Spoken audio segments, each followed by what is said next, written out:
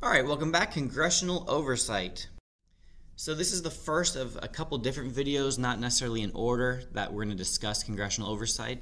It's going to come back up again in the executive branch when we're talking about bureaucracy. So this is kind of an introductory video to Congressional Oversight. Like I said, we will get into it in more detail later on. So first of all, what is Congressional Oversight? Well, by the term, it tells us that Congress is going to be overseeing or looking at somebody else. And it turns out who they're looking at is the executive branch. So these are committee hearings. So remember our standing committees from before? They're the ones in charge of this oversight. So standing committees look over or oversee the executive branch. And the reason that they're doing this is they're trying to make sure that they are enforcing the laws as Congress intended. So Congress passes laws, and then the executive branch is in charge of enforcing the law. Congress, though, has this oversight ability that they can make sure that the president and the executive branch as a whole is doing their job properly. All right, so they hold these hearings.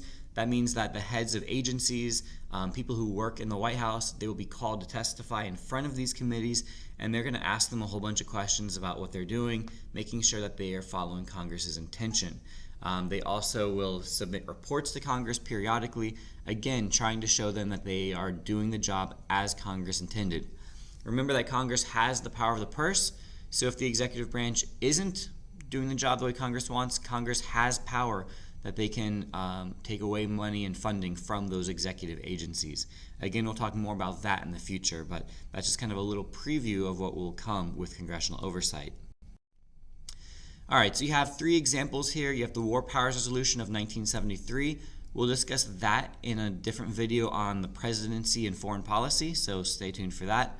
Senate confirmation of presidential appointments also is a form of oversight, and we'll discuss that momentarily, as well as impeachment.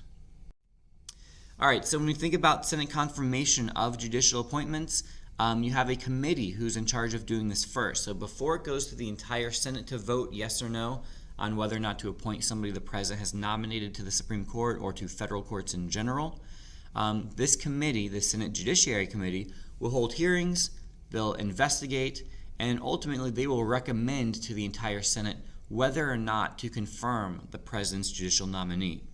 This is a form of oversight because, again, the president wants somebody to not be nominated, or he doesn't want them. He does nominate them. He wants them to actually get the job.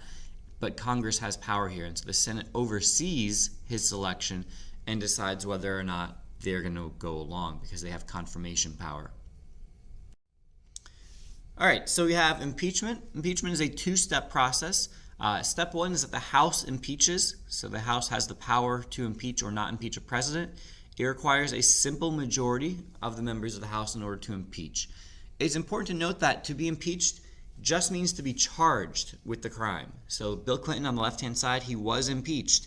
In December of 1998, he was impeached on charges of obstruction of justice and perjury, I believe, lying under oath. That's what the House does.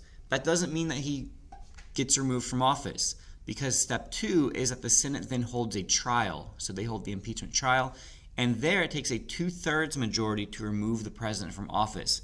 So on the right-hand side, you can see that the Senate acquitted Bill Clinton. He was not convicted, meaning he was not removed. That was in February of '99. So impeaching to be charged, and then the Senate holds the trial where they can remove the president potentially. All right, remember, if this video helped you at all, even a little bit, please hit that like button for me.